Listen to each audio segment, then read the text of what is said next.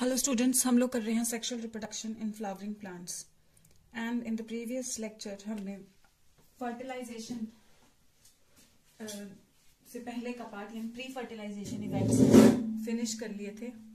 ठीक है, जिसमें हमने pollen pistol interaction last topic हमने डिस्कस किया था। अभी हम लोग आर्टिफिशियल हाइब्रिडाइजेशन का टॉपिक हमारे पास आता है, जो आपके पेज नंबर 33 पे आपको यहाँ पे मिल जाता है।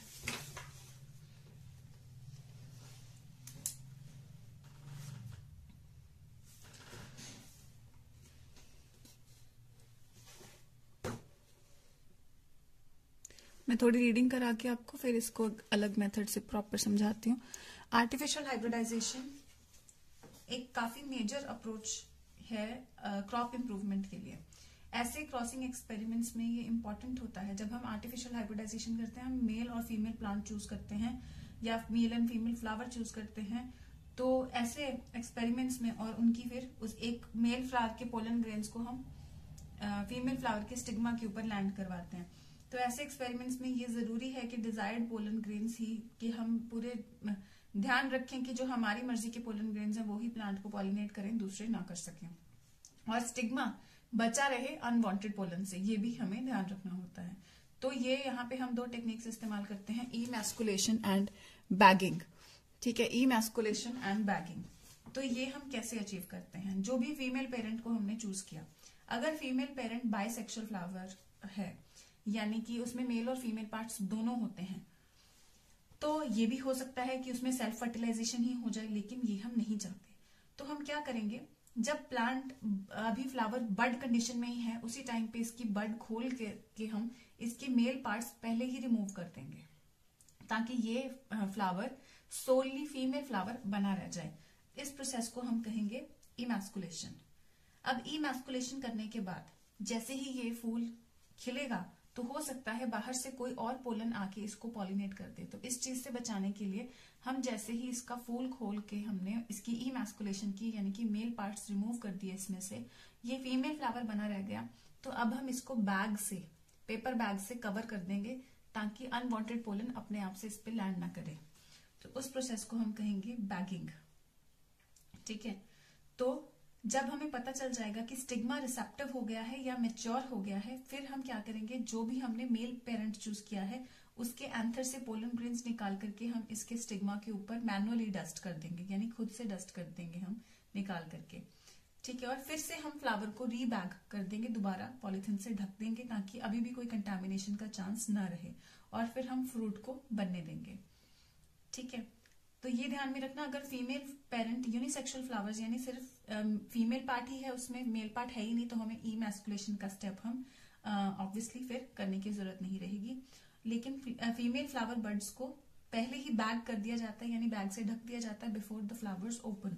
सो स्टिग्मा जब रिसेप्टिव हो जाता है तो पॉलिनेशन हम करवा देते हैं, और फिर फ्लावर को दोबारा बैग से ढक देते हैं, ताकि फिर भी कोई कंटामिनेशन का चांस न रहे।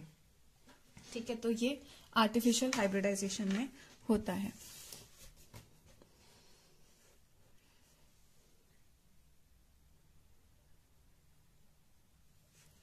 थोड़ा एक्सप्लेन करूंगी मैं आपको।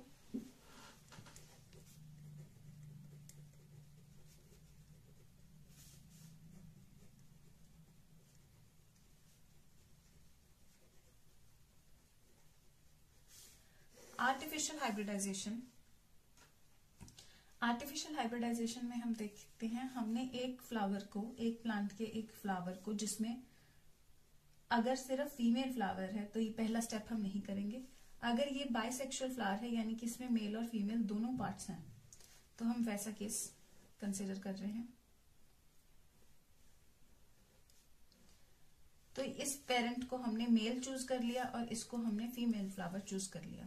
अब ये वाला फ्लावर जब बड कंडीशन में है, यानी कि ये अभी फूल इसका बंद है, ठीक है, और इसमें ये अभी मैच्योर नहीं हुए होंगे, तो हम क्या करेंगे, इस बड को थोड़ा सा खोल करके इसके मेल पार्ट्स पहले ही रिमूव कर देंगे, और फिर इसको पॉलीबैग से ही ढक देंगे। बटर पेपर से प्रेफर करते हैं हम ढकना। तो अब ये फ्लावर सोलली फीमेल फ्लावर बन गया। अब जहां पे हमने मेल पार्ट को रिमूव किया है, यानी कि हमने क्या कर दिया, इमैस्कुलेशन, तो ये सोलली फीमेल फ्लावर बन गया। जब हमें पता है कि ये मैच्योर हो गया है, ठीक है, फूल खिल गया है लेकिन हमने इसको ढक रखा है पॉलीबैग से, फूल खिल गया है और ये रिसेप्टिव हो गया है।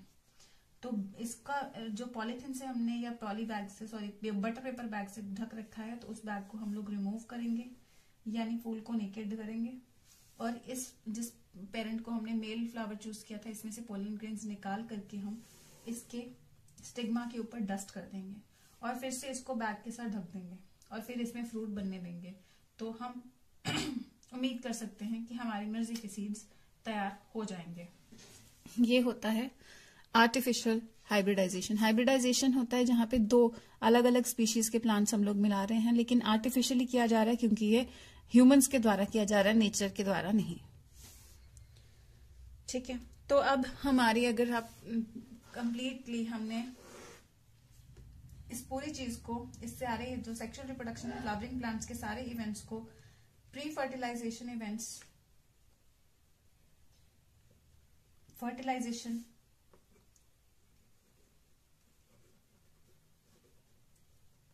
एंड पोस्ट फर्टिलाइजेशन इवेंट्स में हम लोग इसको बांटा था हमने। तो प्री फर्टिलाइजेशन में गैमीटोजेनेसिस सबसे फर्स्ट लेक्चर में हमने फिनिश कर लिया था और अभी हमने उसका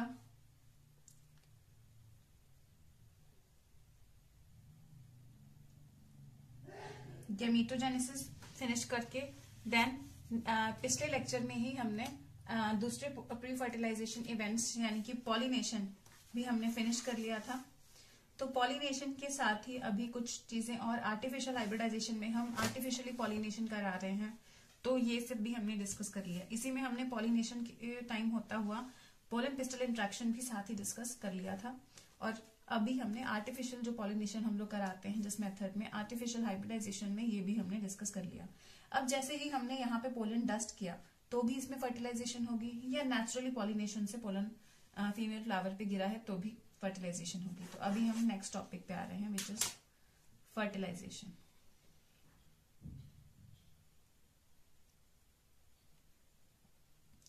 सो आर्टिफिशियल हाइब्रिडाइजेशन आप एक बार यहां से रीड भी कर सकते हैं, पेज नंबर 33 पे आपके एनसीईआरटी में है।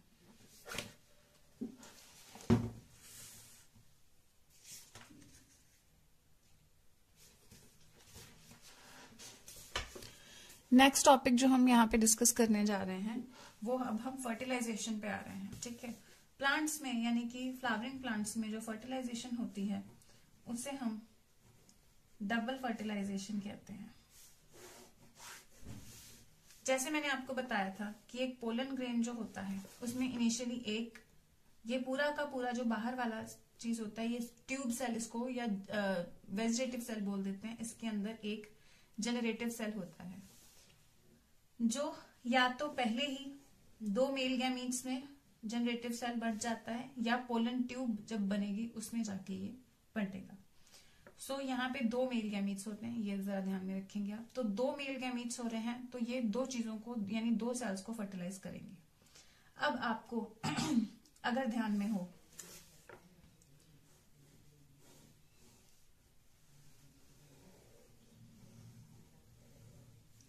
अगर आपको ध्यान हो तो जो एम्ब्रियो सैक था, एम्ब्रियो सैक में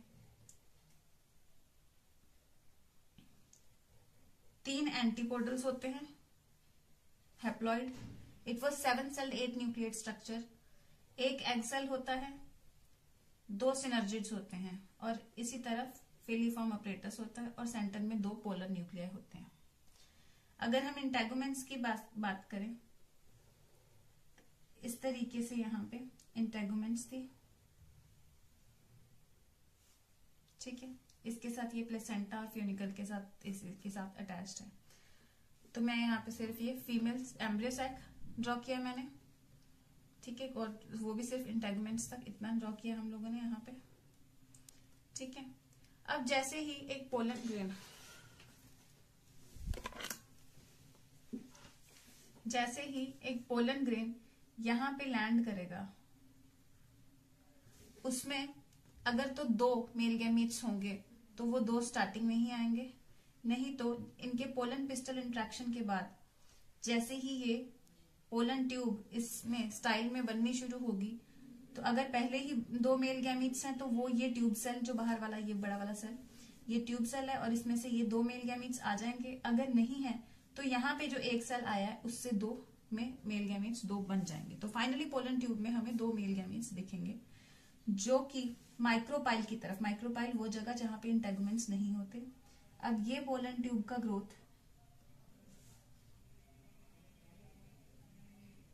जो है वो फिलीफॉर्म ऑपरेटस के साथ जो इसका पोलन पिस्टल इंट्रैक्शन होता है उसके कारण ये माइक्रोपाइल की तरफ ही होता है। सिनर्जिड्स भी इसको डायरेक्शन दिखाते हैं।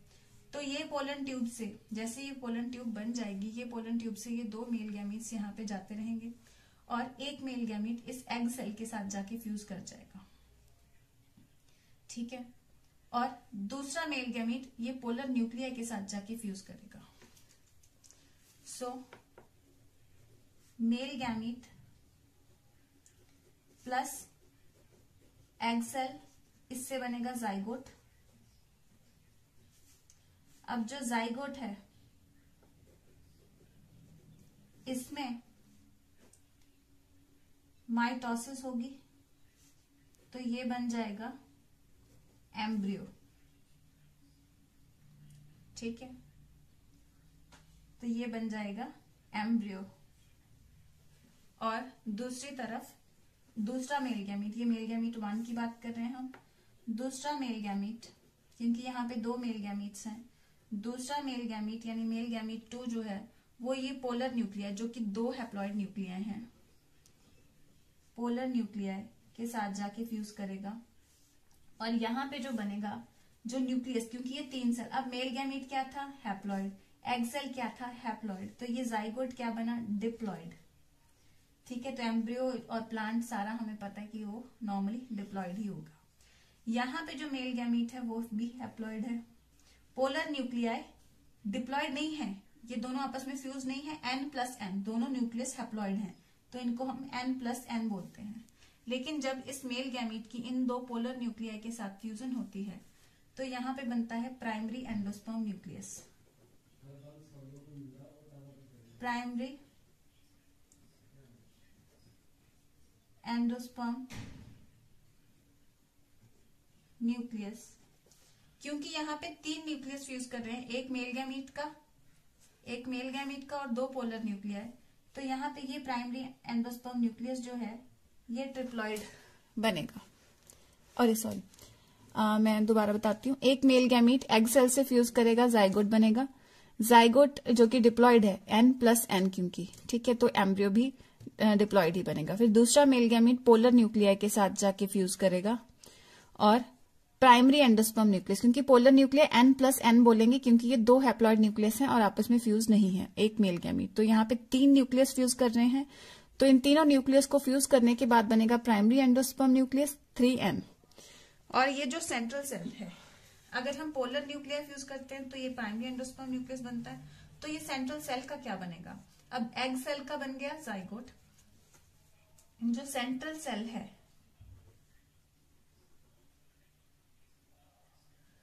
ये पूरा बन जाएगा एंडोस्पर्म, ठीक है, एंडोस्पर्म। तो यहाँ पे हमारे पास 2 चीजें हमें चाहिए होती है फ्यूचर सीड के लिए, एक तो एम्ब्रियो और एक एंडोस्पर्म, ये दोनों चीजें बन गई हैं। अगर आप ध्यान दोगे तो यहाँ पे मेल गैमीट 2 जगह फ्यूज कर रहे हैं, एग सेल के साथ और पोलर न्यूक्लियाई के साथ, एग सेल के साथ और पोलर न्यूक्लियाई के साथ, तो 2 बार फर्टिलाइजेशन हो रही है, इसीलिए हम इस इवेंट को कहते हैं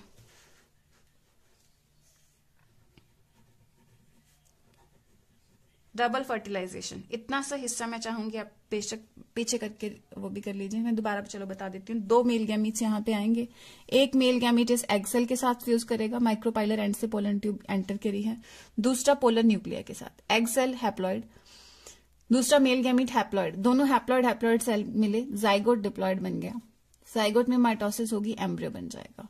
दूसरा मेल गैमीट मिलेगा प्राइमरी एंडोस्पर्म न्यूक्लियस, यहाँ पे पोलर न्यूक्लियाई के साथ जो कि N+N है, यानी कि ये भी हैप्लॉइड और ये भी हैप्लॉइड है, इनके साथ मिलेगा, यानी 3 न्यूक्लियस मिल जाएंगे आपस में। तो ये ट्रिप्लॉइड न्यूक्लियस यानी प्राइमरी एंडोस्पर्म न्यूक्लियस बन जाएगा, इसके न्यूक्लियस को हम बोलेंगे। तो जिस सेल में ये ट्रिप्लॉइड सेल भी, इसका मतलब न्यूक्लियस अगर ट्रिप्लॉइड है तो सेल भी ट्रिप्लॉइड है, तो सेल क्या बन गया, एंडोस्पर्म। अब ये एंडोस्पर्म क्या होता है, ये भी ट्रिप्लॉइड ही होगा। तो ये एंडोस्पर्म क्या होता है, एंडोस्पर्म अब जब ये जाइगोट एम्ब्रियो में कन्वर्ट होगा जैसे जैसे, तो एंडोस्पर्म इसके लिए फूड का काम करता जाएगा। तो न्यूट्रिशन बेसिकली ये अगर देखा जाए तो न्यूट्रिशन जो होगा वो ये यहां से लेते जाएंगे, न्यूट्रिशन एंडोस्पर्म से इसको मिलता जाएगा और इस तरीके से ये ग्रो करता जाएगा फाइनली, मतलब एम्ब्रियो पूरा डेवलप हो जाएगा। ठीक है, और ये एम्ब्रियो और एंडोस्पर्म दोनों ही ओव्यूल में बन रहे हैं। तो इस फर्टिलाइजेशन के बाद जो ओव्यूल है वो सीड बन जाएगा, और ये अगर ओवरी की बात करें तो ये पूरी की पूरी ओवरी फ्रूट बन जाएगी। ठीक है, ओव्यूल सीड बन जाएगा, सीड और ये ओवरी फ्रूट, तो फ्रूट के अंदर सीड, और ये जो ओवरी की वॉल है, ठीक है, ओवरी की वॉल जो है ये बन जाएगी फ्रूट का छिलका, यानी कि इसको हम बोलेंगे पेरिकार्प। कार्प मतलब फ्रूट, पेरी मतलब अराउंड, तो ये बन जाएगी फ्रूट का छिलका।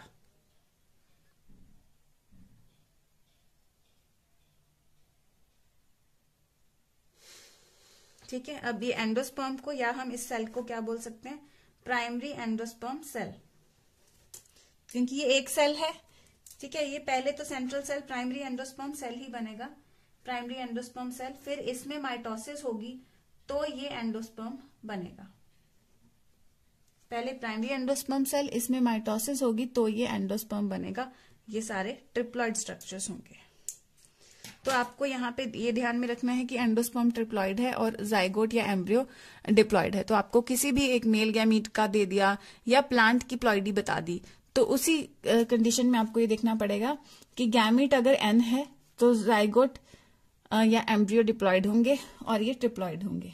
ठीक है, अगर सोचो प्लांट हेक्साप्लॉइड है, केस आपको देती हूँ जहां पे प्लांट हेक्साप्लॉइड है, यानी मेल और फीमेल प्लांट दोनों हेक्साप्लॉइड होंगे, तो जब भी गैमीट बनते हैं तो गैमीट की प्लॉइडी इससे हाफ होती है, यानी कि गैमीट 3n होंगे।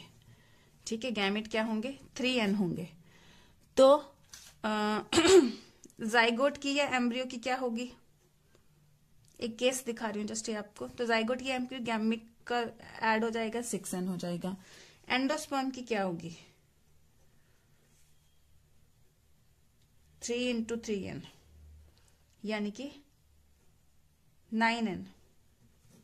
ठीक है, ये जरा ध्यान में रखना कि ये 3 इंटू, ये ट्रिप्लॉइड होता है 3 into the number of chromosomes in the gamete, and ये 2 into number of chromosomes in the gamete. तो इसी तरीके से कोई केस, ये केस है पर्टिकुलरली। ठीक है, अदरवाइज नॉर्मली ये चीज होती है जो हमने यहाँ पे डिस्कस किया है। जस्ट अब इसको थोड़ा रीड कर लेते हैं हम बुक से। ठीक है, अगर कोई चाहता है तो स्टिल रिवाइंड करके दोबारा सुन सकता है, फिर आगे सुने।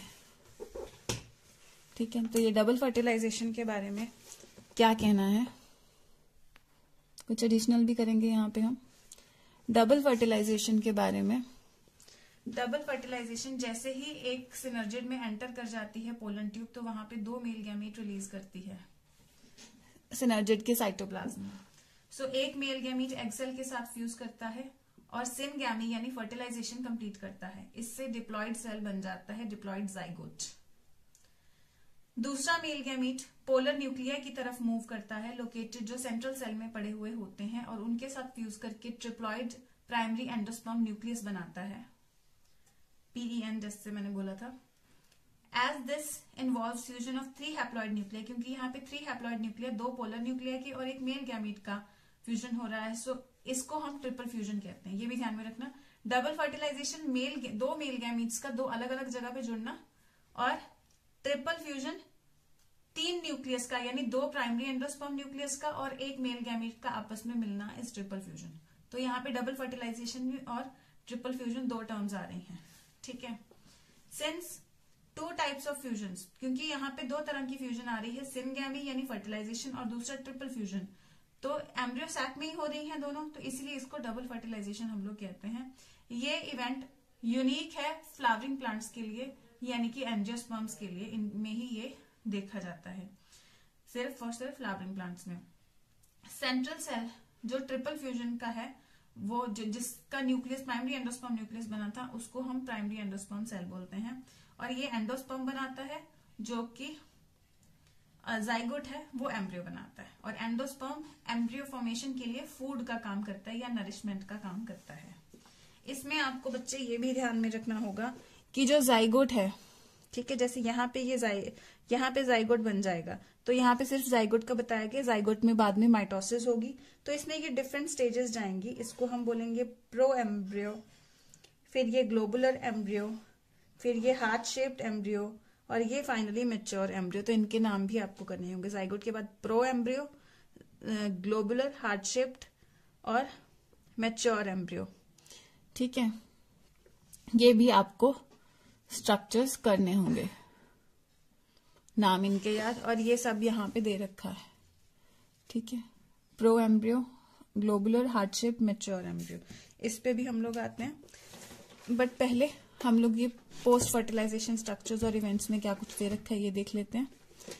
ठीक है, डबल फर्टिलाइजेशन के बाद एंडोस्पर्म और एम्ब्रियो डेवलपमेंट होनी शुरू हो जाती है। पीईएन या पीईसी से एंडोस्पर्म बनना शुरू हो जाता है, जाइगोट से एम्ब्रियो बनना शुरू हो जाता है। तो ओव्यूल्स मैच्योर होकर सीड बना देते हैं, ओवरी फ्रूट बना देते हैं। इन सभी चीजों को हम लोग पोस्ट फर्टिलाइजेशन इवेंट्स में मानते हैं, सीड का बनना और फ्रूट का बनना। ठीक है, तो यहाँ पे पोस्ट फर्टिलाइजेशन इवेंट्स में ही आएंगे, जैसे ही जाइगोट और प्राइमरी एंडोस्पर्म न्यूक्लियस बना, इनसे आगे कैसे एम्ब्रियो और वो बन रहा है एंडोस्पर्म, और कैसे फ्रूट और सीड बन रहा है, वो सब पोस्ट फर्टिलाइजेशन में आता है। तो सबसे पहले एंडोस्पर्म देख लेते हैं। एंडोस्पर्म डेवलपमेंट पहले होती है, कह रहे हैं प्रीसीड्स एम्ब्रियो डेवलपमेंट, ये पहले होती है। क्यों? क्योंकि मैंने बताया कि एंडोस्पर्म ही उसके लिए फूड का काम कर रहा है, नरिशमेंट का काम कर रहा है। तो नरिशमेंट का अगर वो उसके लिए काम कर रहा है तो उसको ऑब्वियसली थोड़ा सा पहले बनना पड़ेगा उससे, तो थोड़ा सा एंडोस्पर्म ही पहले बन जाता है, देन एम्ब्रियो डेवलपमेंट शुरू होती है। ठीक है, तो primary endosperm cell repeatedly divide करता है और फिर ट्रिप्लॉइड एंडोस्पर्म टिश्यू बन जाता है। ये भी हमें पता है कि अंदर वाला जो ये वाला डिवाइड करता रहेगा तो एंडोस्पर्म बन जाएगा, ट्रिप्लॉइड एंडोस्पर्म टिश्यू बन जाएगा। ठीक है, the cells of this tissue, जो एंडोस्पर्म के टिश्यू की बात कर रहे हैं, ये फूड रिजर्व से भरे हुए होते हैं और ये नरिशमेंट का काम करते हैं एम्ब्रियो के लिए, जैसे मैंने आपको पहले ही बता दिया। अब सबसे common type, actually embryo development, endosperm development और तरह की भी होती है, लेकिन सबसे कॉमन है जो हमने वही करनी है। The most common type of endosperm development, जो प्राइमरी एंडोस्पर्म न्यूक्लियस है, इसमें लगातार माइटोसिस या डिविजन्स, न्यूक्लियर डिवीजन पहले होनी शुरू हो जाती है। पहले क्या होता है, बहुत सारी न्यूक्लियर डिवीजन हो जाती है। हम लोग जब डिवीजन की बात करते हैं तो हम कहते हैं कि हाँ, एक बार न्यूक्लियस डिवाइड कर गए, उसके बाद सेल डिवाइड कर जाएंगे, फिर से न्यूक्लियस डिवाइड करेंगे, फिर से सेल डिवाइड कर जाएंगे। लेकिन जो मोस्ट कॉमन एंडोस्पर्म डेवलपमेंट में ज्यादातर केसेस में क्या होता है कि पहले बहुत सारी न्यूक्लियर डिवीजन हो जाती है और बहुत सारे न्यूक्लियस, यानी कि मल्टी न्यूक्लिएटेड कंडीशन यहाँ पे बन जाती है। ठीक है, तो इस टाइप पे हम एंडोस्पर्म को बोलते हैं फ्री न्यूक्लियर एंडोस्पर्म, यानी कि बहुत सारे न्यूक्लियस वाला एंडोस्पर्म, क्योंकि यहाँ पे अभी सेल डिवीजन नहीं हुई, सिर्फ न्यूक्लियस बहुत सारे एक ही सेल के अंदर भर गए हैं। सब्सिक्वेंटली उसके बाद देखो, पहले बहुत सारे न्यूक्लियस भर जाते हैं, जिस कंडीशन को हम लोग बोलते हैं फ्री न्यूक्लियर एंडोस्पर्म। इसके बाद सेल वॉल फॉर्मेशन या साइटोकाइनेसिस शुरू होती है, यानी सेल डिवीजन शुरू होती है, सेल वॉल बननी शुरू हो जाती है एंडोस्पर्म में, धीरे धीरे वो फिर सेलुलर बनना शुरू हो जाता है। ठीक है, तो नंबर ऑफ फ्री न्यूक्लियाई, लेकिन हर बार सेलुलराइजेशन से पहले, यानी सेल्स बनने से पहले न्यूक्लियस कितने ज्यादा डिवाइड कर जाएंगे, कितने ज्यादा फ्री न्यूक्लियर एंडोस्पर्म में कितने ज्यादा फ्री न्यूक्लियस पहले ही आ जाएंगे, ये बहुत ज्यादा वेरी करता है डिफरेंट प्लांट्स में।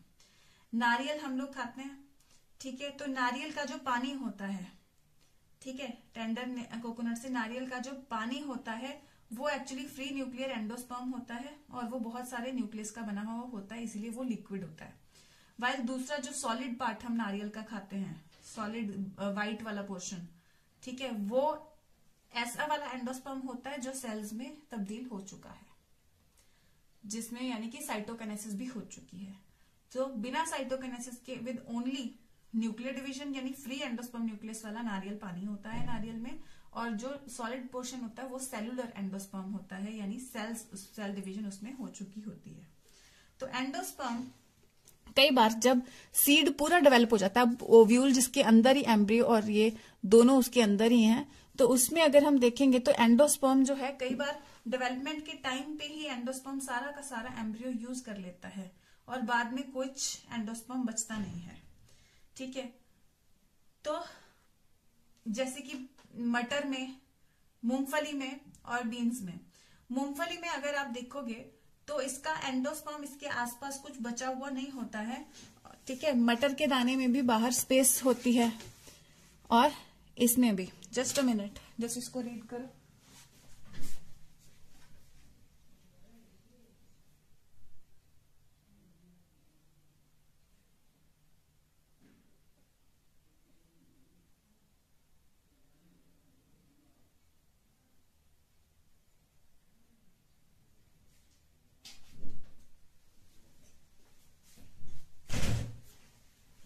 ये देखो, मूंगफली का जो पोर्शन होता है इसको अगर हम खोल के देखते हैं तो इसमें जो ये सीड्स हैं दो, और सीड्स के आसपास वाला सारा स्पेस खाली है। ठीक है, ऐसे कंडीशंस ज्यादातर ऐसे केसेस में होती हैं जहां पे एंडोस्पर्म यूज हो चुका है और एम्ब्रियो ने उसको पूरी तरह से यूज कर लिया है, और ज्यादातर ऐसे सीड्स एडिबल भी होते हैं, जैसे कि मूंगफली में। मटर के दाने में भी आप खोलोगे तो मटर के दाने दाने आपको ऐसे मिलेंगे। तो ज्यादातर ऐसे केसेस आर एग्जाम्पल, ज्यादातर ऐसे केसेस आर एग्जाम्पल जहां पे एंडोस्पर्म पहले ही फिनिश हो चुका है और फिर एम्ब्रियो बनना शुरू होता है। एम्ब्रियो ने डेवलपमेंट के टाइम पे एंडोस्पर्म यूज कर लिया है।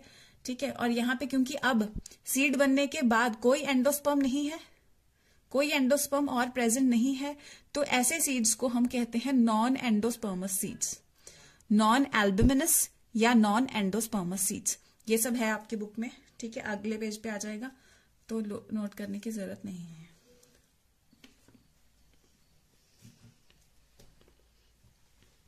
तो एंडोस्पर्म पूरी तरह से यूज हो चुका है पी, ग्राउंडनट या बीन्स में, राजमा। जब तक सीड मैच्योर होता है तब तक ही यूज हो चुका है। ठीक है,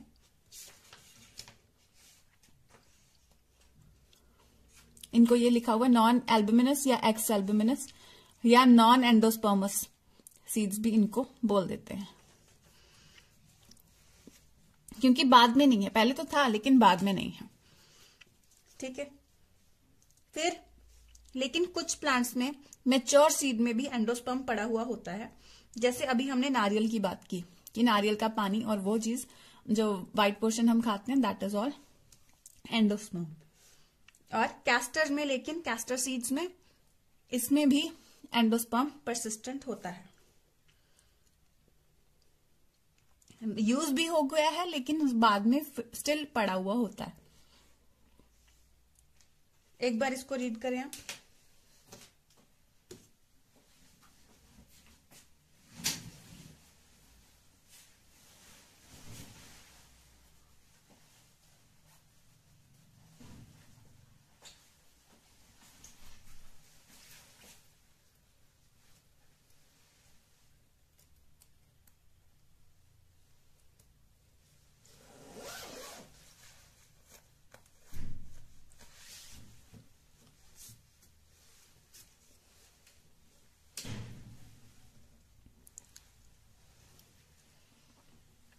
ठीक है, तो ये हमने पोस्ट फर्टिलाइजेशन इवेंट्स में एंडोस्पर्म डेवलपमेंट सबसे पहले फिनिश कर ली है। तो अब हम एम्ब्रियो डेवलपमेंट भी देखते हैं, जो मैंने मेनली आपको ज्यादातर चीजें उसमें बता दी हैं। सो एम्ब्रियो डेवलपमेंट में एम्ब्रियो जो है वो माइक्रोपाइलर एंड पे डेवलप होता है, क्योंकि उसी साइड पे एग पड़ा हुआ होता है। So embryo develops at the micropylar end of embryo sac, जहां पे जाइगोट बना सिचुएटेड होता है। मोस्ट जाइगोट्स डिवाइड, ज्यादातर जाइगोट्स कुछ हद तक एंडोस्पर्म बनने के बाद ही शुरू होते हैं एम्ब्रियो में तब्दील होना, ताकि उनको सफिशिएंट न्यूट्रिशन मिल सके डेवलपिंग एम्ब्रियो के लिए। ठीक है, लेकिन सीड्स काफी वेरी करते हैं, differ greatly the early stages of embryo development. Seeds आपने देखा होगा, राजमा अलग तरीके का होता है, चने अलग तरीके के होते हैं, अभी हमने पीनट्स देखी वो अलग तरीके के होते हैं। तो सीड्स बहुत अलग अलग तरीके के होते हैं, लेकिन उनकी early stages of embryo development, जिसे हम एम्ब्रियोजेनी भी कह सकते हैं, यानी एम्ब्रियो डेवलपमेंट के लिए टर्म है एम्ब्रियोजेनी। तो ये एम्ब्रियो डेवलपमेंट की जो स्टेजेस हैं ये काफी सेम होती हैं, both in monocot and dicot. ठीक है, तो यहाँ पे हमने पिछले कुछ स्टेजेस भी देखी ये सारी एम्ब्रियो डेवलपमेंट की। ठीक है, तो इसमें हम देख सकते हैं कि जाइगोट से प्रो एम्ब्रियो बनता है, फिर ग्लोबुलर शेप, ग्लोबुलर यानी गोल, थोड़ा सा गोल टाइप का, देन हार्ट शेप, फिर मैच्योर एम्ब्रियो बनता है। ठीक है, अब इन जूनियर क्लासेस जब भी कभी आप एम्ब्रियो डेवलपमेंट की बात करते थे तो आप इसकी सीड के स्ट्रक्चर की या एम्ब्रियो के स्ट्रक्चर की बात करते थे, तो आपको चने की एग्जांपल दी जाती थी कि चने को थोड़े दिन भिगो के रख दो, उसके स्प्राउट बन जाएंगे। उसके बाद आप उसको खोल के देखोगे तो वो कुछ ऐसा स्ट्रक्चर दिखेगा जिसमें ये चीज है ना, ऐसा वाला डायग्राम आप लोग ड्रॉ किया करते थे, जिसमें इनको आप कॉटिलेडन्स ड्रॉ कर देते थे। ये कॉटिलेडन फूड का काम करते हैं जब तक सीड फोटोसिंथेसाइज करने के लिए शुरू नहीं हो जाता। ये ऊपर का स्ट्रक्चर प्लूम्यूल, जो कि फ्यूचर शूट एक्सेस होता है, यानी कि फ्यूचर में इससे स्टेम, लीफ और वो सब निकलेगा। ठीक है, प्लूम्यूल, सॉरी एल आएगा। ठीक है, ये रेडिकल होता है जो कि फ्यूचर रूट सिस्टम बनाएगा। ठीक है, आप ऐसे ही कुछ स्ट्रक्चर करते थे। ठीक है, अगर यहाँ पे हम दो कॉटिलेडन्स बनाए यानी डाइकॉट है, सिंगल हो सकता है तो वो मोनोकॉट होता है। ठीक है, लेकिन अभी हम देखेंगे कुछ ऐसा स्ट्रक्चर, जैसे यहाँ पे टिपिकल डाइकॉट एम्ब्रियो जो है उसमें एम्ब्रियोनल एक्सिस, यहाँ पे हम इसको एम्ब्रियोनल एक्सिस बोल देते थे। एम्ब्रियोनल एक्सिस होती है, दो कॉटिलेडन्स होते हैं। थ्योरी आप इसी से याद कर सकते हो, आसान रहेगा आपके लिए। Portion of embryonal axis above the level of cotyledons, तो एम्ब्रियोनल एक्सिस कॉटिलेडन से ऊपर का हिस्सा ये वाला एपिकोटाइल है, जिससे प्लूम्यूल बन जाता है, विच एंड्स इन प्लूम्यूल और स्टेम टिप। ठीक है, तो ये एपिकोटाइल, ये अगर ऊपर की तरफ और जाते जाएंगे तो ये प्लूम्यूल बन जाता है, जो कि फ्यूचर शूट एक्सिस होता है। फिर सिलेंड्रिकल पोर्शन जो नीचे की तरफ जाता है एम्ब्रियोन एक्सिस के, इसको बोलते हैं हाइपोकोटाइल, और ये खत्म होता है रेडिकल पे, यानी जो रूट टिप बनाएगी। और रूट टिप ज्यादातर कवर्ड होती है बाय अ रूट कैप। ठीक है, ये हम +1 में रूट का टिप का स्ट्रक्चर करते हैं, उसमें रूट कैप भी हमने की थी, जो जैसे जैसे रूट ग्राउंड को पेनिट्रेट करती है तो रूट कैप उसको बचाती है। ठीक है, तो ये चीज आप इसी से वैसे लर्न कर सकते हो, मुझे लगता है कि इससे याद करना आसान होता है। ठीक है, एपी यानी ऊपर, हाइपो यानी नीचे। तो एम्ब्रियोनल एक्सिस में प्लूम्यूल के नीचे, इसके ऊपर एपिकोटाइल, और यहाँ पे नीचे की तरफ हाइपोकोटाइल। तो ये दो वर्ड्स भी मुझे लगता है इसी डायग्राम से याद हो जाते हैं। ठीक है, कि epicotyl ends in plumule and hypocotyl ends in radical. ठीक है, लेकिन ये डायग्राम वैसे आपको ये सिर्फ थ्योरी याद करने के लिए, इससे आपको आसान रहेगा तो कर लो, लेकिन अगर आपको इससे याद होता है तो भी सही है, क्योंकि ये चीज इस तरीके से पड़ी हुई है तो आपको ये भी ध्यान में रखना होगा। ठीक है, डायग्राम एग्जाम में यही बना के आनी पड़ेगी। यहाँ पे अगर आप देखोगे तो कॉटिलेडन्स कुछ इस तरीके से हैंग करते हुए दिखाए गए हैं। ठीक है, ये प्लूम्यूल है, सीड का पोर्शन इतना है, ये प्लूम्यूल है, ये रेडिकल है। ठीक है, यहाँ पे सिर्फ हाइपोकोटाइल दिखाया गया है, एपिकोटाइल कुछ इस तरफ होगा। तो हाइपोकोटाइल एंड हो रहा है रेडिकल में, radical is covered by root cap. इसलिए मैं कह रही हूँ समझ, ये ड्रॉ जरूर कराना कॉटिलेडन्स इस तरीके से। ये डाइकॉट का एम्ब्रियो दिखाया गया है, लेकिन समझ ऐसे आसानी से आ जाता है।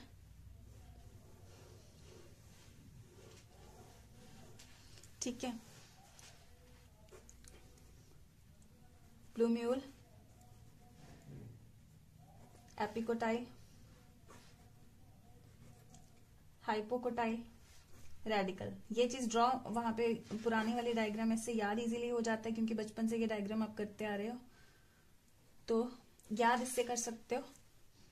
ठीक है, यहाँ पे बस यही कॉटिलेडन्स को यूं हैंग करवा के दिखाया गया है, और कुछ नहीं है इसमें, ये वाली में। ठीक है, लेकिन याद इससे कर सकते हो, इसके अकॉर्डिंग लिख सकते हो। जैसे यहाँ पे यही चीज लिखा हुआ है कि एम्ब्रियो माइक्रोपाइलर एंड पे टिपिकल डाइकोट एम्ब्रियो में एम्ब्रियोनल एक्सिस होती है और 2 कॉटिलेडन्स होते हैं। एम्ब्रियोनल एक्सिस के थोड़ा ऊपर, कॉटिलेडन्स के लेवल के थोड़ा ऊपर एपिकोटाइल होता है जो प्लूम्यूल में एंड करता है या स्टेम टिप में। जो नीचे पोर्शन होता है वो हाइपोकोटाइल होता है जो खत्म होता है रेडिकल में, और radical is covered by root cap. तो यहाँ पे आप ये रूट कैप भी मेंशन करवा सकते हो।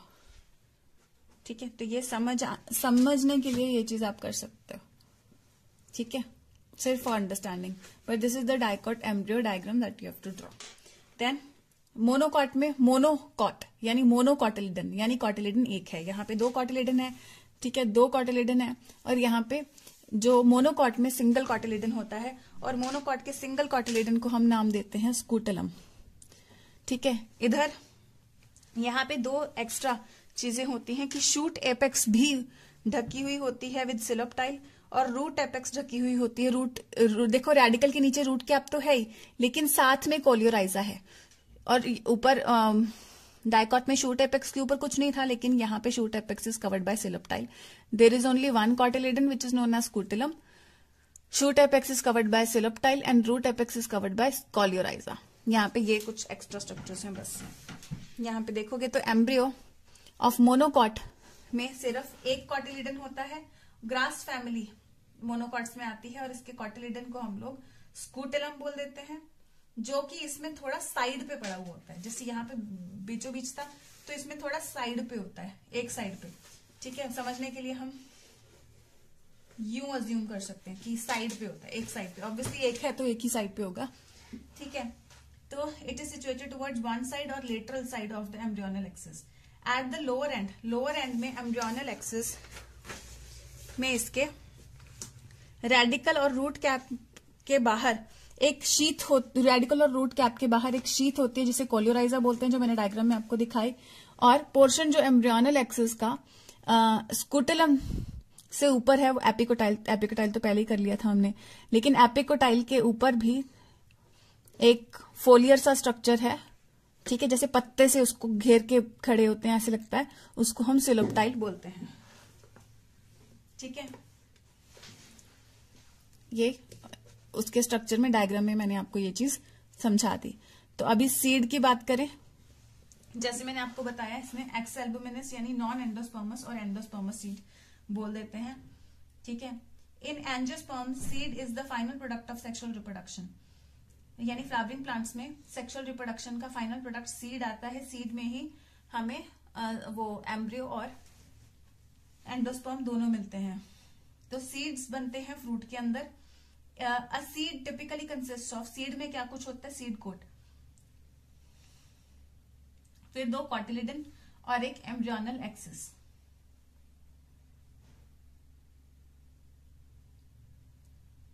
ठीक है, कॉटिलिडन्स जो एम्ब्रियो के हैं ये सिंपल स्ट्रक्चर्स होते हैं। Just a minute.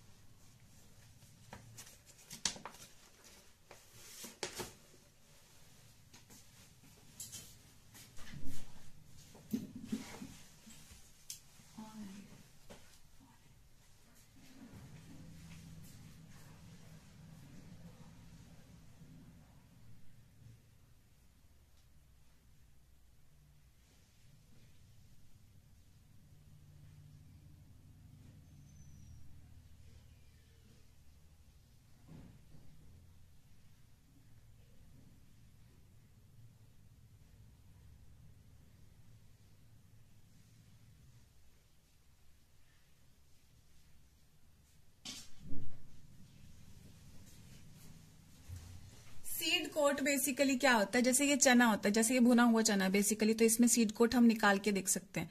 तो ये बेसिकली सीड कोट है। ठीक है, सीड कोट में भी आप एक चीज देखो, सीड कोट में बाहर का हिस्सा इसका डार्क है और अंदर का हिस्सा इसका लाइट है। तो ये सीड कोट भी एक्चुअली 2 पर्टिकुलर कोटिंग का बना हुआ है, इसीलिए बाहर का हिस्सा हमें डार्क और अंदर का हिस्सा हमें लाइट दिखाई देता है। ठीक है, ये दूसरे वाले में ऐसा नहीं दिखाई देता। ठीक है, तो ये सीड कोट इसको बोलते हैं। तो एंजियोस्पर्म्स में सीड फाइनल प्रोडक्ट होता है। सीड्स फ्रूट के अंदर बनते हैं और इसमें सीड कोट होता है। सीड कोट के अलावा कॉटिलिडन्स होते हैं।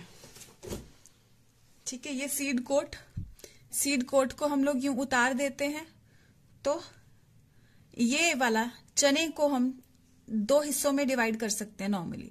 तो ये दोनों हिस्से इसके कॉटिलिडन्स होते हैं। और एम्ब्रियोनल एक्सिस की बात करें तो यहाँ पे थोड़ा टिप दिखाई दे रहा है, तो ये टिप से यूं एम्ब्रियोनल एक्सिस इसका लंबा होता है। ठीक है, सेम चीज अगर हम इसमें देखें पीनट में, तो ये फ्रूट का छिलका है, ठीक है, पेरिकार्प।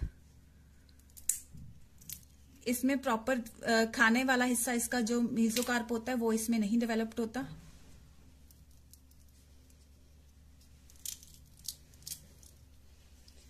तो यहां से हमें सीड्स मिलते हैं, बाकी स्पेस खाली है। ये नॉन एंडोस्पर्मस, नॉन एल्बुमिनस या एक्स एल्बुमिनस सीड है। और इसमें ये फ्रूट का छिलका भी अगर हम निकालते हैं, ये सीड है, ठीक है, सीड का जो छिलका है इसको भी हम निकालेंगे तो इसके अंदर का और बाहर का कलर आप देख सकते हैं चेंज होता है। ठीक है, ये बाहर का कलर यहाँ पे दिखाई दे रहा है हमें, और यहाँ पे हमें इसके अंदर का कलर दिखाई दे रहा है। ये देखेंगे आप, ये बाहर का कलर है और ये अंदर का कलर है। ये इस चीज का सबूत है कि ये 2 डिफरेंट लेयर्स का सीड कोट इसका बना हुआ है। इसके बारे में भी हम बात करेंगे। अब यहाँ पे एम्ब्रियोनल एक्सिस कैसे दिखेगी, ये देखो यहाँ पे चोंच बनी हुई है सीड की, यहाँ पे भी एक टिप होती है। तो ये टिप्स जो होती हैं ये सिंगल एम्ब्रियोनल एक्सिस की, एक एक्सिस के अराउंड ये बन रहा है, इस चीज का सबूत है। मूंगफली में हमें एक बहुत क्लियर चीज दिखती है, इवन की सीड खोलने के बाद हमें ये लाइन जैसा स्ट्रक्चर दिख जाता है, जो कि एम्ब्रियोनल एक्सिस को बहुत अच्छे से वो करता है, रिप्रेजेंट करता है। तो यहाँ पे भी ये 2 हिस्से हैं, ठीक है।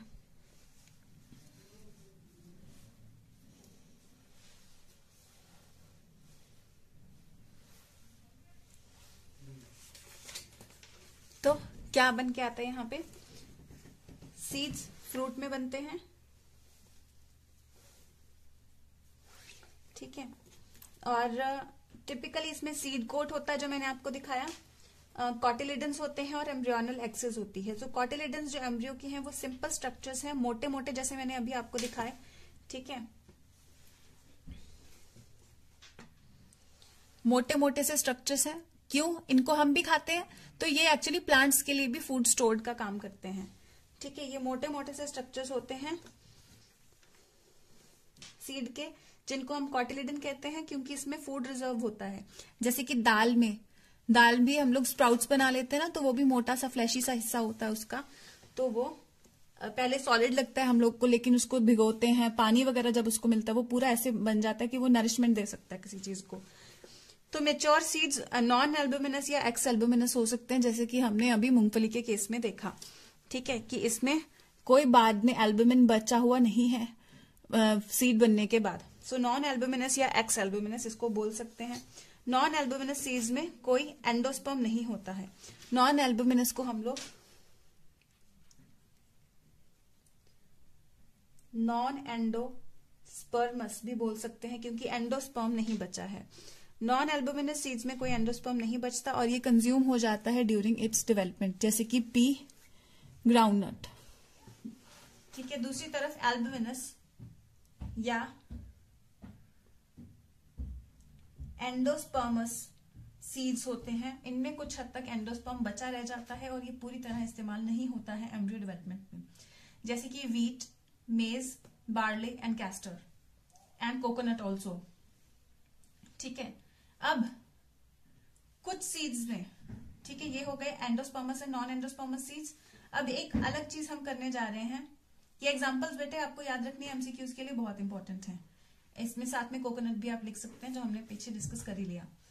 अब कुछ सीड्स में पेरिस्पर्म नाम का स्ट्रक्चर भी दिखता है। ये क्या होता है, काली मिर्ची, साबुत काली मिर्ची आपने कभी देखी होगी, उसके ऊपर का सीड का हिस्सा काफी ज्यादा पैटर्न सा होता है और झड़ता हुआ सा हमें दिखाई देता है, ठीक है, काली मिर्ची में।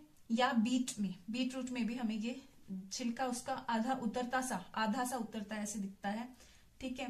तो ये एक्चुअली होता क्या है, ये these are remnants of nucellus, कि न्यूसेलस भी अभी पूरी तरह खत्म नहीं हुआ, डिजेनरेट नहीं हुआ, न्यूसेलस कुछ हद तक बचा रह गया इनमें, और ये परसिस्टेंट न्यूसेलस सीड बनने के बाद हम इसको पेरिस्पर्म बोलते हैं। आपको ध्यान में होगा न्यूसेलस, नहीं है तो मैं एम्ब्रियो के स्ट्रक्चर में आपको दिखाती हूँ। यहाँ पे एम्ब्रियो सैक में इसके आसपास ये न्यूसेलस था, न्यूसेलस से ही ये एम्ब्रियो सैक बना था। तो ये न्यूसेलस अभी कुछ हद तक बचा हुआ रह गया, तो इसी को हम लोग, अगर बाद में बचा हुआ रह गया तो इसी को हम लोग पेरिस्पर्म बोलते हैं। ठीक है, तो आगे हम पढ़ते हैं। सो इंटेगुमेंट्स, जो ओव्यूल्स की इंटेगुमेंट्स हैं, इंटेगुमेंट्स ऑफ ओव्यूल्स हार्डन हो जाती हैं और सीड कोट इंटेगुमेंट बनाती है। इंटेगुमेंट क्या चीज थी?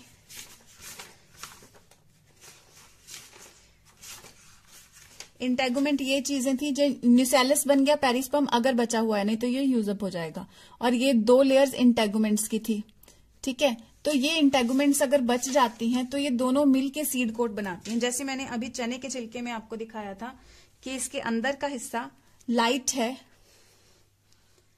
अंदर का कलर लाइट है,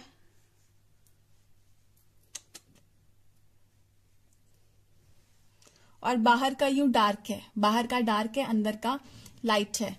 ठीक है, तो क्योंकि ये 2 अलग अलग इंटेगुमेंट से बना हुआ है, सो इंटेगुमेंट्स ऑफ ओव्यूल्स ये हार्ड होके सीड कोट, टफ और प्रोटेक्टिव सीड कोट बना देता है। ठीक है, अब चने में माइक्रोपाइल बचा रह जाता है जो कि छोटे से छेद की तरह रह जाता है सीड कोट में। आपने कई बार चने में देखा होगा, ठीक है, उसमें छोटा सा एक होल काइंड ऑफ स्ट्रक्चर रहता है।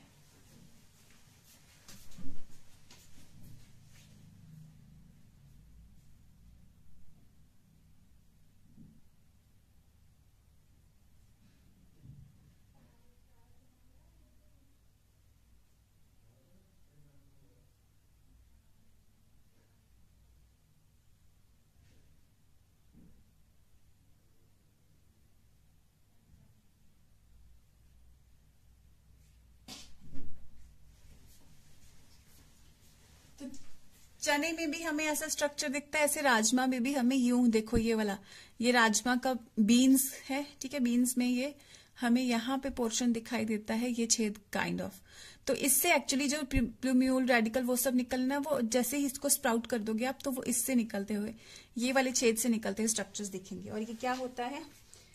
माइक्रोपाइल, वो जो हम यहाँ पे जो माइक्रोपाइल होता है पहले एम्ब्रियो सैक में, वो सीड कोट में, क्योंकि देखो माइक्रोपाइल वो जगह होती है जहां पे इंटेगुमेंट्स नहीं होती, तो इंटेगुमेंट सीड कोट बन रही है, सो माइक्रोपाइल वो जगह रह जाएगी जहां पे सीड कोट भी नहीं बनेगा, और ये फिर इस तरीके से एक छेद की तरह यहाँ पे रह जाता है, जिससे कि ऑक्सीजन और वाटर अंदर आता रहता है जर्मिनेशन के टाइम पे। ठीक है, और इसी से ग्रोथ भी इजीली हो जाती है। So as the seed mature, जैसे सीड मेच्योर हो जाता है, एक्चुअली आप क्या कहेंगे कि इसमें बिल्कुल ही पानी नहीं है, इनमें भी थोड़ा थोड़ा पानी है, होता है। हम इसको स्टोर करने के लिए, हम पता है हम कंप्लीटली ड्राई करते हैं, स्टोर करते हैं, लेकिन स्टिल इनमें थोड़ा सा पानी बचा हुआ है, तभी ये सीड्स जो है दोबारा इनको बोएंगे तो ये फिर से जी उठेंगे और ग्रो करेंगे। जैसे सीड मेच्योर करता है तो इसका वाटर कंटेंट वैसे कम होता रहता है, और ये ड्राई होके स्टोर, हम इनको इसीलिए काफी टाइम तक इनको एज ड्राई फूड हम स्टोर करके रख सकते हैं। ठीक है, तो ये रिलेटिवली ड्राई होता है, लेकिन इनमें भी 10 से 15% मॉइस्चर होता है। सो ये अपना एम्ब्रियो ने इसकी अपनी एक्टिविटी स्लो कर ली है, और ये एक तरीके से डॉर्मेंसी में या इनएक्टिविटी में चला गया है। जब भी फेवरेबल कंडीशंस यानी पानी और मॉइस्चर इनको मिलेगा तो ये ग्रो कर जाएगा और जर्मिनेट कर सकता है। ठीक है, as ovules mature into seed, तो जैसे ओव्यूल सीड में कन्वर्ट होगा, ओवरी फ्रूट में बन जाएगा। सो ये दोनों चीजें एक साथ होती हैं, ओव्यूल का सीड में बनना और ओवरी का फ्रूट में बनना। ये मैंने आपको पहले ही बता दिया था कि जो ओवरी की बॉल होती है वो पेरीकार्प, पेरी मतलब अराउंड, कार्प मतलब फ्रूट, यानी फ्रूट का छिलका बन के आती है। सो फ्रूट्स को आगे अगर हम क्लासिफाई करें तो फ्रूट फ्लैशी भी हो सकते हैं, यानी फ्लैशी काफी पल्पी से हो सकते हैं, जैसे कि गावा, ऑरेंज, मैंगो, या ड्राई हो सकते हैं जैसे कि ग्राउंड नट यानी मूंगफली जो हमने अभी देखा, और मस्टर्ड, सरसों यानी कि। ठीक है, तो वो सरसों की पतली सी फली होती है, उसमें सीधा ऐसे दाने से निकलते हैं, बिल्कुल ड्राई होता है वो, तो वैसे भी फ्रूट हो सकते हैं। मैनी फ्रूट सच, तो काफी फ्रूट्स ने ऐसे मैकेनिज्म कुछ इवॉल्व किए हैं सीड्स को डिस्पर्स करने के लिए, क्योंकि सीड्स किस लिए बनते हैं, इनकी अगली जनरेशन बनाने के लिए। तो सीड्स को फैलाना भी जरूरी है, तो सीड्स को फैलाने के लिए काफी प्लांट्स ने भी मैकेनिज्म अपने अपने जनरेट किए हैं। ठीक है, सो एक और चीज यहाँ पे आ जाती है, काफी in most plants at the time the fruit develops from the ovary, बाकी फ्लोरल पार्ट्स डीजनरेट होके फॉल ऑफ कर जाते हैं। बाकी पार्ट्स यानी कि अब जैसे ही फ्लावर का इनिशियल स्ट्रक्चर अगर आपको ध्यान में हो, सबसे पहले जो हमने किया था ये वाला, यहाँ पे जब उसकी फर्टिलाइजेशन हो गई, ये वाला हिस्सा फ्रूट बन गया। तो जैसे ये वाला हिस्सा फ्रूट बनना शुरू हो जाता है और एम्ब्रियो सैक के अंदर सीड बनना शुरू हो जाता है, यहाँ पे ओव्यूल का सीड और ओवरी का फ्रूट बनना शुरू हो जाता है, तो ये बाकी सारे जो हिस्से हैं ये झड़ के गिर जाते हैं ज्यादातर केसेस में। लेकिन कुछ केसेस में फूल का कोई और हिस्सा भी फ्रूट की तरफ कई बार कंट्रीब्यूट करता है, जैसे कि ये वाला हिस्सा जिसे हम थैलेमस कहते हैं, ये एप्पल में कंट्रीब्यूट करता है फ्रूट बनाने में। ठीक है, सो इन मोस्ट प्लांट्स जैसे ही फ्रूट डेवलप होता है from the ovary, so other floral parts degenerate, बाकी फ्लोरल पार्ट्स डीजनरेट होके गिर जाते हैं। लेकिन कुछ स्पीशीज में जैसे कि एप्पल, स्ट्रॉबेरी, कैशियो, इनमें थैलेमस भी कंट्रीब्यूट, थैलेमस जो भी मैंने आपको दिखाया जिसके ऊपर ओवरी पड़ी है, तो थैलेमस भी कंट्रीब्यूट करता है फ्रूट फॉर्मेशन के लिए, क्योंकि वो ट्रू पार्ट नहीं है। अगर सिर्फ ओवरी से फ्रूट बने तो वो ट्रू फ्रूट है, लेकिन अगर किसी भी और पार्ट से भी फ्रूट कंट्रीब्यूट हो रहा है तो ऐसे फ्रूट्स को हम फॉल्स फ्रूट्स बोलते हैं। अगर सिर्फ ओवरी से बने तो ट्रू फ्रूट। ज्यादातर स्पीशीज में फ्रूट्स फर्टिलाइजेशन से बनते हैं, लेकिन कुछ स्पीशीज में ये भी एक चीज आ जाती है, ट्रू फ्रूट और फॉल्स फ्रूट पता लग गया। ट्रू फ्रूट सिर्फ ओवरी से, फॉल्स फ्रूट में जैसे थैलेमस या कोई भी और पार्ट कंट्रीब्यूट करता है। तो थैलेमस कंट्रीब्यूट करता है cashew, Apple and Apple, strawberry, इनमें। ठीक है, तो यहाँ पे ये वाला पार्ट देखो, थैलेमस है जो हम लोग खाते हैं। इसके एंडोकार्प, मीजोकार्प और ये सब दिखाया हुआ है। एंडो मीजो क्या हो जाएगा, एंडो यानी फ्रूट का अंदर का हिस्सा, मीजो यानी बीच का, एपिकार्प या पेरिकार्प फ्रूट का छिलका। ठीक है, तो अब ज्यादातर तो ये फर्टिलाइजेशन से ही फ्रूट्स बनते हैं, लेकिन सोचो अगर फ्रूट बिना फर्टिलाइजेशन के बन जाए तो उसको हम क्या कहेंगे, पार्थिनोकार्पी। क्या आपको याद है फर्स्ट चैप्टर में हमने पार्थिनोजेनेसिस किया था, यानी कि एक नया ऑर्गेनिज्म का बन जाना विदाउट फर्टिलाइजेशन। तो ये हमने हनी बी में ड्रोन्स का केस किया था। तो पार्थिनोजेनेसिस यानी बिना फर्टिलाइजेशन के एक ऑर्गेनिज्म का बन जाना, यानी बिना mating of male and female gametes के। तो अगर वैसा हो वो पार्थिनोजेनेसिस होता है। लेकिन अगर फ्रूट बन जाए बिना फर्टिलाइजेशन के तो ऐसे फ्रूट, उस फिनोमिनन को हम कहेंगे पार्थिनोकार्पी, और ऐसे फ्रूट्स को हम कहेंगे, फिनोमिनन को क्या कहेंगे, पार्थिनोकार्पी, और ऐसे फ्रूट्स को हम कहेंगे पार्थिनोकार्पिक फ्रूट्स। बनाना एक ऐसा फ्रूट है जो पार्थिनोकार्पी से बनता है। ठीक है, पार्थिनोकार्पी को हम लोग इंड्यूस भी कर सकते हैं। हम क्यों इंड्यूस करेंगे पार्थिनोकार्पी को, आप नोट करोगे, बनाना सीडलेस होता है, बीज नहीं होता उसमें, तो हम लोग फ्रूट्स को सीडलेस बनाने के लिए पार्थिनोकार्पी भी इंट्रोड्यूस कर सकते हैं। और ये हम कर सकते हैं उस किसी भी फ्रूट को ग्रोथ हार्मोन्स के साथ, अगर हम ज्यादा ओवर एक्सपोज करा दें तो सीड्स की लेकिन एडवांटेजेस बहुत हैं। एंजियोस्पर्म्स को क्या क्या एडवांटेजेस हो सकती हैं, सबसे पहले reproductive processes such as fertilisation and pollination, ये इंडिपेंडेंट ऑफ वाटर होती हैं, जैसे कि प्रिमिटिव प्लांट्स जैसे कि एल्गे, ब्रायोफाइट्स, टेरिडोफाइट्स में पानी के ऊपर डिपेंडेंट थी। लेकिन एंजियोस्पर्म्स में सीड डेवलपमेंट हो रहा है without the requirement of water, so ये बहुत बड़ी एडवांटेज है। सीड फॉर्मेशन ज्यादा डिपेंडेबल हो जाती है कि हमें पता है कि पानी के बिना भी ये चीजें आसानी से हो जाती हैं। और सीड्स की बेटर अडेप्टिव स्ट्रैटेजीज भी इसमें हैं, जैसे कि हम इस केस में, राजमा के केस में देख रहे हैं कि ये ड्राई होके रहता है काफी टाइम तक, और जब भी इसको फेवरेबल, ये डॉर्मेंसी में है अभी, और इसमें मॉइस्चर बहुत ही ज्यादा कम है। ठीक है, अगर बाई चांस हमारे डब्बों में पड़ा इसमें कोई मॉइस्चर या कुछ आ जाए तो ये खराब हो सकते हैं, क्योंकि इंसेक्ट्स इसको खा जाएंगे। लेकिन अगर एडिक्वेट कंडीशंस इसको मिले, प्रॉपर मॉइस्चर में हम लोग ध्यान रख के इसको प्रॉपर एरिएशन भी दें, तो ये नया प्लांट भी ग्रो करने के काबिल है। तो ये काफी टाइम से ड्राई, सालों साल कई बार ड्राई पड़े रहते हैं, तो ये चीज इनके लिए अडेप्टेबल, ये they are adaptive to that. So ये अडेप्ट हो गए हैं नए नए हैबिटेट्स में भी, डिस्पर्स या हो सकते हैं, फैल सकते हैं, तो अपनी स्पीशीज को भी फैलाने में ये मदद करते हैं. और इनका जो हार्ड कोट होता है ये यंग एम्ब्रियो को बचा के रखता है. ठीक है, तो ये क्योंकि सेक्सुअल रिप्रोडक्शन है तो इसमें वेरिएशंस वगैरह भी आती हैं, और वेरिएशंस एवोल्यूशन के लिए और बेटर सर्वाइवल के लिए बहुत बेनिफिशियल होती हैं. तो यहाँ पे जितनी भी ये डायग्राम्स हैं, ये डायग्राम्स की लेबलिंग भी बच्चे आपको करनी है. ये फॉल्स फ्रूट की भी है. ठीक है, ये चीज भी आपको थोड़ा ध्यान में रखनी है. कुछ सीड्स के स्ट्रक्चर हैं यहाँ तक ऊपर 4, कुछ सीड्स के स्ट्रक्चर हैं ये वाले 4, और यहाँ पे ये फॉल्स फ्रूट के स्ट्रक्चर हैं. ये आपको अकीन नाम भी याद रखना है कि ये हम टर्मिनोलॉजी स्ट्रॉबेरी में यूज करते हैं, बस इतना ही. ठीक है, फिर आगे हम सीड की और एक तो सीड में डॉर्मेंसी में जाके डिस्पर्सल में हेल्प करता है, एक पानी से इंडिपेंडेंट है. ये सब एडवांटेजेस के अलावा और क्या है इसमें, सीड हमारे एग्रीकल्चर के लिए भी एक बेसिस है. ह्यूमंस पहले तो कुछ भी तोड़ फोड़ के खा लेते थे, तो लेकिन अभी एग्रीकल्चर बेस्ड हम लोग एक प्रॉपर ग्रोथ क्रॉप्स वगैरह की जो होनी शुरू हुई है ह्यूमन सिविलाइजेशन के साथ, तो सीड ने उसका बेस बनाया है एग्रीकल्चर का.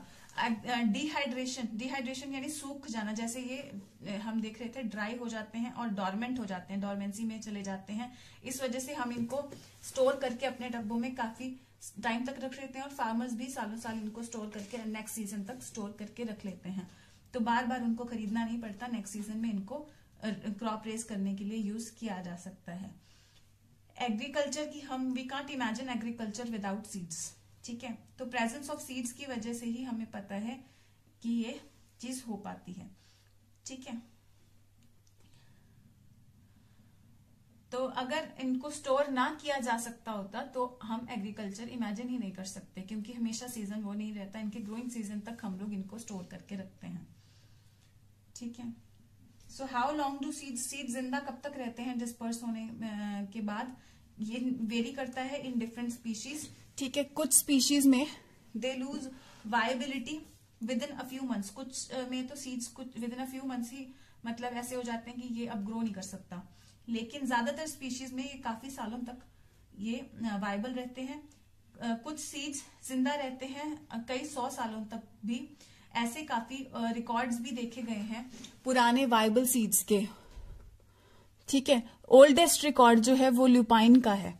Lupin scientific name Lupinus arcticus. इसको आर्कटिक टुंड्रा से एक्सकवेट किया गया था एज अ फॉसिल. तो इस सीड को जो हमें इतने टाइम मिला, और इसका माना जाता है कि ये 10,000 साल पुराना सीड था, इसको भी 10,000 साल बाद भी ग्रो किया गया, और ये ग्रो कर गया, और फ्लावरिंग भी इसने शो की, इसने फ्लावर्स भी शो किए 10,000 साल बाद. सो 10,000 साल से ये डॉर्मेंसी में पड़ा था और जिंदा पड़ा था. एक रिसेंट रिकॉर्ड एक 2,000 साल पुराने डेट पाम के सीड का भी मिला है जो अभी भी जिंदा था. ये डेट पाम कौन सा था, फीनिक्स डिक्टाइलीफेरा इसका साइंटिफिक नेम था. ये हमें कहां से मिला, King Herod's palace near the Dead Sea. तो दोनों के बारे में आपको पता होना चाहिए. 10,000 साल पुराना आर्कटिक टुंड्रा में लुपिनस आर्क्टिकस का, और फीनिक्स डिक्टाइलीफेरा यानी डेट पाम का King Herod's palace near the Dead Sea. ठीक है,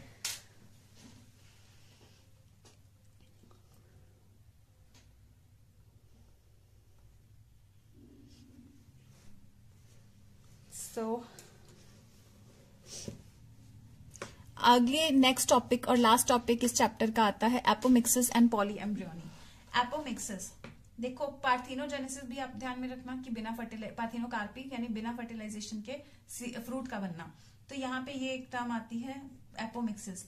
वैसे seeds, although seeds in general are product of fertilisation. हमें पता है seeds are product of fertilisation, लेकिन कुछ फ्लावरिंग प्लांट्स जैसे कि एस्टरेसी फैमिली में या ग्रासेस में ऐसा मैकेनिज्म इनमें आया है कि ये सीड्स बना देते हैं बिना फर्टिलाइजेशन के. फ्रूट बने बिना फर्टिलाइजेशन के पार्थिनोकार्पी, लेकिन अगर सीड बने बिना फर्टिलाइजेशन के तो एपोमिक्सिस. ये दोनों वर्ड्स में कंफ्यूज किया जाता है, आपको जरा ध्यान रखना. ठीक है, सीड बने बिना फर्टिलाइजेशन के तो एपोमिक्सिस, फ्रूट बने तो parthenocarpy. What is fruit production without fertilization called parthenocarpy.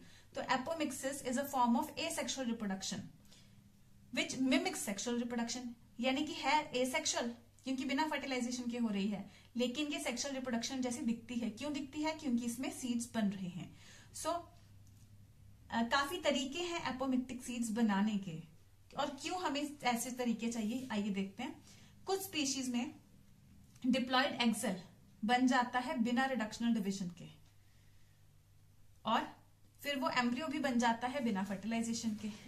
अब फर्टिलाइजेशन क्यों चाहिए होती है? क्योंकि जैसे ही एग, यहां पे एग जो बनता है, ये जो स्ट्रक्चर एग बनता है, ये मियोसिस के बाद बनता है। सोचो ये मियोसिस कैसे हुई थी, क्यों हुई थी? ये इंटेगुमेंट्स हैं, इंटेगुमेंट्स के अंदर ये पूरा पोर्शन न्यूसेलस का पड़ा हुआ है। न्यूसेलस में से एक सेल डेवलप हुआ था, मेगास्पोर मदर सेल, इसमें मियोसिस होके 4 सेल बने थे। अगर ऐसा ना हो, ये न्यूसेलस पड़ा हुआ है, इसके बाहर इंटेगुमेंट्स हैं, ठीक है, ये न्यूसेलस पड़ा हुआ है, अगर मियोसिस हो ही ना, न्यूसेलस का एक सेल सीधा ही डिफरेंशिएट हो जाए और इसमें मियोसिस ना हो, तो यही चीज हम बात कर रहे हैं। In some species diploid egg cell, तो ये सीधा न्यूसेलस से सीधा डिप्लॉयड एग सेल बन गया और इसमें मियोसिस नहीं हुई, तो ये डिप्लॉयड है, तो इसको फर्टिलाइजेशन की भी जरूरत नहीं है, तो ये सीधा ही एम्ब्रियो बना देगा बिना फर्टिलाइजेशन के, क्योंकि ये पहले ही 2n है, ठीक है। और ये ऐसे seeds more often in many citrus, orange या नींबू में, सिट्रस में और मैंगो की काफी वैरायटीज में हमें कुछ न्यूसेलर सेल्स दिखते हैं एम्ब्रियो सैक को सराउंड करते हुए, ठीक है। इसमें क्या होता है, एक एग सेल हैप्लॉइड तो बन ही जाता है, उससे तो एम्ब्रियो बनेगा ही बनेगा, लेकिन बाकी भी न्यूसेलस के जो सेल्स हैं उनमें से भी बहुत सारे सेल्स वो डिवाइड होके एम्ब्रियोज बनाना शुरू कर देते हैं। तो एक हैप्लॉइड सेल जो कि फर्टिलाइजेशन से तो बना ही बना है, उसके अलावा बाकी भी न्यूसेलस के जो आसपास के सेल्स होते हैं, क्योंकि जैसे हम यहाँ पे देखते हैं एक न्यूसेलस का सेल इसमें डेवलप हुआ है, तो ये इसमें हैप्लॉइडी हुई और ये जाइगोट बन गया, ठीक है, लेकिन इसके ये वाला जाइगोट बन गया, ठीक है, बाकी डिजेनरेट हो गया, ये जाइगोट बन गया, ठीक है, लेकिन न्यूसेलस के बाकी सेल्स भी सीधा डिप्लॉइड ही एम्ब्रियोज बनाना शुरू कर देते हैं। तो ऐसे सीड को अगर हम खोल के देखते हैं तो उसमें हमें बहुत सारे टुकड़े से दिखेंगे। आप नींबू की, ऑरेंज की सीड को खोल के देखना, उसमें छोटे छोटे टुकड़े से आपको बहुत सारे दिखते हैं, ठीक है। So more often in many citrus and mango varieties some nucellar cells embryo sac को प्रोट्रूड करके डिवाइड करना शुरू कर देते हैं और वो भी एम्ब्रियोज ही बनना शुरू हो जाते हैं। इन सच स्पीशीज ओव्यूल के अंदर बहुत सारे एम्ब्रियोज हमें दिखाई देते हैं, ठीक है। So occurrence of more than 1 embryo in a seed, तो सीड में एक से ज्यादा एम्ब्रियो अगर हम देखें तो इसको हम पॉली एम्ब्रियोनी देखते हैं। तो यही चीज जो मैंने आपको बताई, ऑरेंज की सीड लेके उसको स्क्वीज करके देखना, उसमें से अलग अलग शेप और साइज के एम्ब्रियोस हमें दिखेंगे, ठीक है। Hybrid varieties of several of are, तो एपोमिक्टिक सीड्स की जेनेटिक नेचर क्या होगी? क्योंकि ये एसेक्सुअल रिप्रोडक्शन से बने हैं, तो ये सिर्फ मदर जैसे होंगे, मदर प्लांट जैसे होंगे, फादर प्लांट की इनमें कोई वो नहीं होगी और इनमें कोई वेरिएशंस नहीं होंगी, ठीक है, क्योंकि सिंगल पेरेंट से बने हैं। तो hybrid varieties of several of are food and vegetable crops, देखो यहां तक अगर समझ आ रहा है तो यहां तक पहले पॉज करके इसको रीड कर लो, फिर ये चीज सुनो, ठीक है, बेशक उसको दोबारा सुन लो। ओके, मैं आगे स्टार्ट कर रही हूँ, ठीक है। Hybrid varieties of several of are food and vegetable crops, तो हाइब्रिड वेराइटीज को हम इजीली फूड और वेजिटेबल क्रॉप्स को इजीली कल्टीवेट कर सकते हैं। ये अलग अलग ही आ रहा है, ठीक है। सो कल्टीवेशन ऑफ हाइब्रिड्स, हाइब्रिड्स की कल्टीवेशन से प्रोडक्टिविटी बहुत बढ़ी है। तो हाइब्रिड क्या होते हैं? जिसमें हम अपनी पसंद की फीचर ऐड कर देते हैं, ठीक है। ऐड कैसे कर देते हैं? हम दो अपनी पसंद के प्लांट्स की मेटिंग करा के, आर्टिफिशियल हाइब्रिडाइजेशन जो हमने पढ़ी, तो उससे हम हाइब्रिड्स तैयार कर लेते हैं अपनी पसंद के, या तो ज्यादा प्रोडक्शन वाले या गलत मौसम को बर्दाश्त करने वाले and all that. So hybrid varieties से हमारी फूड, वेजिटेबल और क्रॉप्स एक्सटेंसिवली कल्टीवेट की जा रही हैं, जिससे कि हमारी प्रोडक्टिविटी क्रॉप्स की बहुत ज्यादा बड़ी है। लेकिन एक प्रॉब्लम आती है हर बार, एपोमिक्टिक हाइब्रिड सीड्स होते हैं, इनको हर साल नए बनाना पड़ता है। अगर जो हाइब्रिड प्लांट है इसमें से हम सीड निकाल के बोना शुरू कर देंगे तो वो हाइब्रिड प्रॉपर्टीज अपनी लूज कर चुका होता है और दोनों पेरेंट्स में से सिर्फ एक की प्रॉपर्टी वो दिखाएगा। So if the seeds collected from hybrid are sown plant in the progeny उसमें हाइब्रिड वेराइटीज मेंटेन नहीं रहेंगी और वो सेग्रीगेट हो जाएंगी। सो प्रोडक्शन ऑफ हाइब्रिड काफी कॉस्टली रहेगी, क्योंकि हर साल नए बीज बनाने पड़ेंगे, तो ये काफी कॉस्टली रहता है और फार्मर्स के लिए भी बहुत एक्सपेंसिव रहता है। सोच के देखो, अगर हम एक बार हमने हाइब्रिड तैयार कर लिया और इसी में अगर हम एपोमिक्सिस कराना शुरू कर दें, तो एपोमिक्सिस से क्या होता है, एसेक्सुअल रिप्रोडक्शन ही होती है, सिर्फ उसी के फीचर्स आते हैं। सो एपोमिक्सिस करा के हम बहुत सारे एम्ब्रियोज भी तैयार कर सकते हैं। तो अगर हम इस हाइब्रिड सीड्स को बार बार तैयार करने की जगह पे इनको एपोमिक्सिक में कन्वर्ट कर दें, तो ये कैरेक्टर्स सेग्रीगेट नहीं होंगे और फार्मर्स सेम हाइब्रिड सीड्स को बार बार यूज करते रहेंगे सालों साल तक। तो फार्मर्स की जेब के ऊपर भी भारी नहीं पड़ेगा और ये आसान भी रहेगा। सो एपोमिक्सिस की हाइब्रिड सीड इंडस्ट्री में बहुत ज्यादा इंपॉर्टेंस है। तो एक्टिव रिसर्च चलती आ रही है काफी लैब्स में अराउंड द वर्ल्ड, ताकि इसको सही से समझ सकें और एपोमिक्टिक जीन्स को हम लोग हाइब्रिड वेराइटीज में डाल सकें, ताकि फार्मर्स को बहुत इजी हो जाए। सो ये इंपॉर्टेंस और सिग्निफिकेंस ऑफ एपोमिक्सिस, ये पैराग्राफ इस पे है। ठीक है, तो यहाँ पे आपको ये भी आ सकता है, significance of apomixis. This is the significance of apomixis. So here we finish our chapter on sexual reproduction in flowering plants. I hope you understood it. I would recommend you to watch these lectures again and again and learn and read the chapter again and again, so that the things become clearer and clearer to you. So finally, अब हर एक बच्चे के लिए हमारा जो है syllabus class 12th का वो फिनिश होता है। आई विल रिकमेंड कि आप अच्छे से तैयारी करें और ये मत सोचिए कि हम थ्योरी की तैयारी कर रहे हैं या एमसीक्यूज की तैयारी कर रहे हैं। आप ओवरऑल सही से तैयारी करें। एमसीक्यूज जो बच्चे थ्योरी की भी तैयारी कर रहे हैं उनको भी कर लेने चाहिए, क्योंकि 1 मार्क क्वेश्चन और एमसीक्यूज ये सब चीजें अब पूरा पैटर्न चेंज हो गया है बोर्ड एग्जाम्स का भी, तो प्रैक्टिस करने में कोई हर्ज नहीं है। मोर ओवर, जब आप एमसीक्यूज की तैयारी करते हो, एमसीक्यूज के टेस्ट अटेम्प्ट करते हो, उससे आपके कंसेप्ट और क्लियर होते हैं, क्योंकि आपको 90 क्वेश्चन, मैं जैसे बायो में 90 क्वेश्चन डाल रही हूँ, तो एग्जाम में नीट में 90 ही क्वेश्चंस आते हैं एमसीक्यूज। तो ये 90 क्वेश्चंस आपको ज्यादातर, अगर मैं चैप्टर वाइज टेस्ट ले रही हूँ तो एक छोटे से पोर्शन में से मैं 90 क्वेश्चन अगर डाल रही हूँ, तो वाइडर कंसेप्ट आपका उन क्वेश्चन से, उन टेस्ट से भी बहुत ज्यादा क्लियर होगा। ठीक है, तो इससे आपकी बोर्ड की परफॉर्मेंस भी एनहेंस होगी। ठीक है, तो मैं चाहूंगी मेरे सारे स्टूडेंट्स ये बोर्ड में भी बहुत अच्छा परफॉर्म करें और नीट में भी, एमसीक्यूज व्हाटएवर, जैसे भी आप एग्जाम्स अटेम्प्ट करना चाहते हैं। So study hard, study well, all the very best.